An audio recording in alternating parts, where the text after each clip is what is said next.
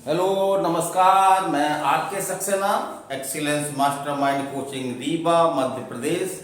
और ये आज का खास वीडियो क्लास का ही वीडियो है। बच्चों की डिमांड पर ये बनाया जा रहा है। बच्चे सर बोलते हैं कि सर ये जो सीआरपीसी की धारा 320 है, अपराधों का समन या कंपाउंडिंग ऑफ ऑफेंस, सर इससे क्वेश्चन बड़े उटपटांग आते हैं। क्वेश्चन कैसे बने हमसे, तो एग्जाम की दृष्टि से एडीपीओ है, सिविल जज है या अन्य कोई ला एग्जाम है, तो उसी दृष्टि से आज मैं इसमें बिल्कुल इसका ऑपरेशन करने वाला हूँ धारा 320 का। और कहाँ कहाँ से क्वेश्चन बनते हैं पूरी तरह से मैं हिंट करूंगा। अगर ये आपने ये वीडियो देख लिया तो कोई भी क्वेश्चन आपसे गलत नहीं होगा। तो चलिए चलते हैं हम सीआरपीसी 1973, और आज हम बात कर रहे हैं धारा 320 सेक्शन 320 की, अपराधों का समन या compounding of offence. Compounding of offence, तो क्वेश्चन किस तरह से बनते हैं हमने उसी दृष्टि से पढ़ाया है। तो पहला क्वेश्चन तो आपका ये धारा बहुत इंपॉर्टेंट है। तो एक तो क्वेश्चन आपका ये आता है एग्जाम में कि अपराधों का समन से संबंधित प्रावधान जो है वो किस सेक्शन में है। तो धारा 320 में, किसमें है आपको बेटा? धारा 320 में। तो यह हो गया अपराधों का संबंध है धारा 320 में। इसको कैसे याद रखें? तो 420 हमको याद रहती है, चीटिंग की धारा है। तो 420 से अगर हम 100 कम कर दें तो 320। 400 में अगर हम 100 420 में हम 100 कम कर देते हैं तो 320। इस तरह से धारा को हम याद रख सकते हैं। फिर चलिए, अपराधों का समन का मतलब क्या है ना। कई लोग दिक्कत करते हैं, कई लोग प्रॉब्लम होती है। तो पहले हम उस वर्ड को समझ लें कि समन आखिर होता क्या है। तो समन जो है प्रकार से पक्षकारों के बीच एक समझौता है जिसमें वो मुकदमेबाजी का अंत कर देते हैं, माने मुकदमेबाजी न करने का निर्णय लेते हैं। तो एक प्रकार से पक्षकारों के बीच में एक समझौता जिससे वो मुकदमेबाजी से अलग हट जाते हैं। इसी को हम क्या बोलते हैं लीगल भाषा में? अपराधों का समन। फिर हम चलते हैं, तो हम ये धारा जब देखते हैं तो धारा 320 में हमको जो है वो कितनी सारणी दिखती है? 2 टेबल दी गई है इसमें। तो एक टेबल, पहली टेबल है इसमें, तो इसमें उन अपराधों का उल्लेख किया गया है जो कि न्यायालय की परमिशन के बिना पक्षकार आपस में मिलकर के न्यायालय के बाहर समन कर सकते हैं। और जो दूसरी साड़ी है, दूसरी आपकी टेबल है, उसमें अपराधों का समन तो हो सकता है लेकिन न्यायालय की अनुमति से, माने न्यायालय की हमको परमिशन लेनी होती है तभी समन होता है। चलिए आगे चलते हैं हम। तो एक हमने देखा है, नियम है कि समानतः समन कौन कर सकता है। तो विधि का एक नियम है कि जो पीड़ित व्यक्ति है वही समन कर सकता है।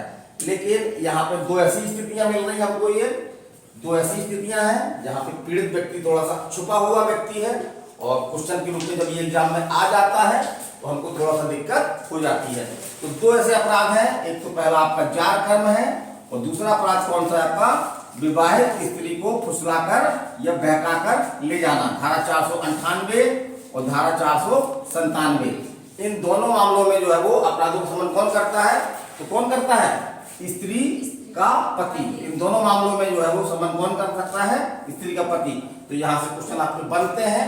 तो यहाँ पर ध्यान रखना है कि यदि आपका अपराध जार कर्म का है या विवाहित स्त्री को फुसलाकर या बहकाकर ले जाने का मामला है, यथा धारा 497 498 का है, तो यहाँ पर समन कौन करेगा? स्त्री का पति। कौन करेगा? आपका स्त्री का पति। फिर हम देखते हैं, चलिए आगे देखते हैं, जहां अपराध जो है वो स्वयं क्या है? समनीय है, मतलब उसकी जो है वो समन हो सकता है।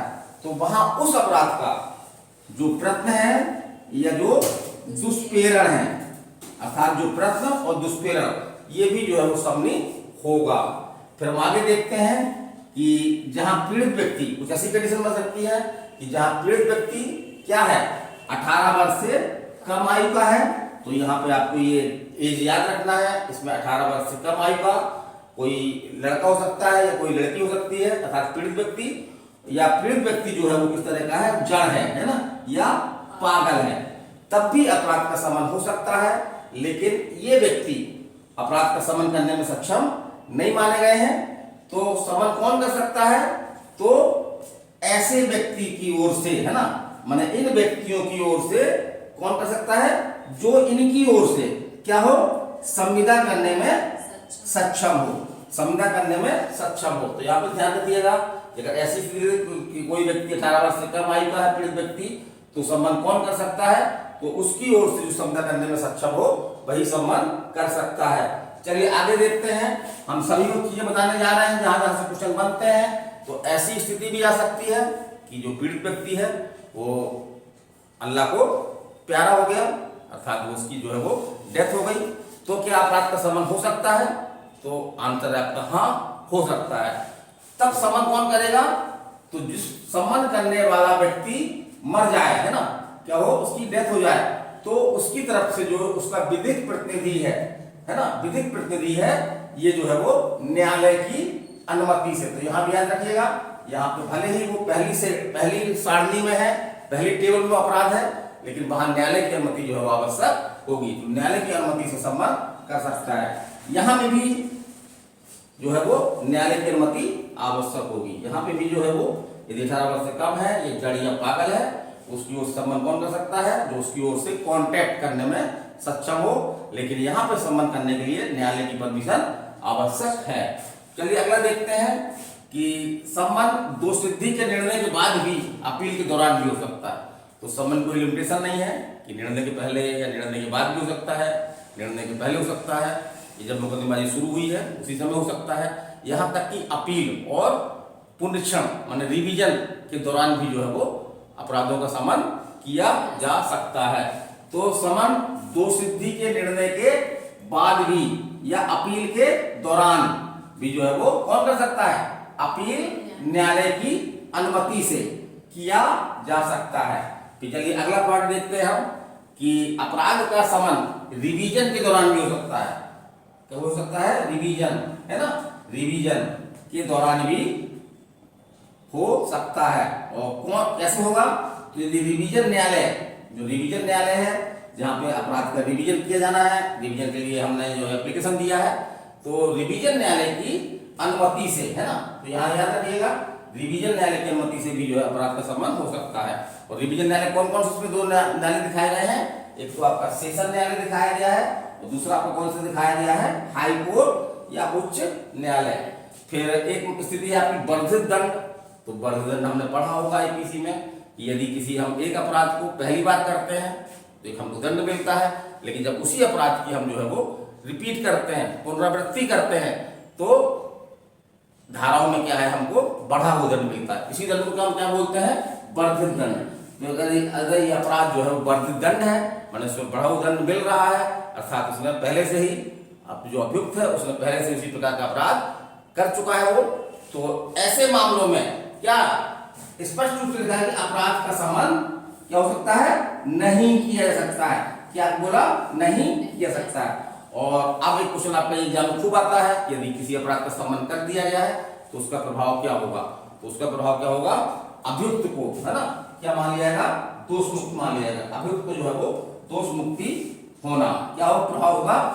सम्मान का प्रभाव क्या होगा? अभियुक्त की दोष मुक्ति होना।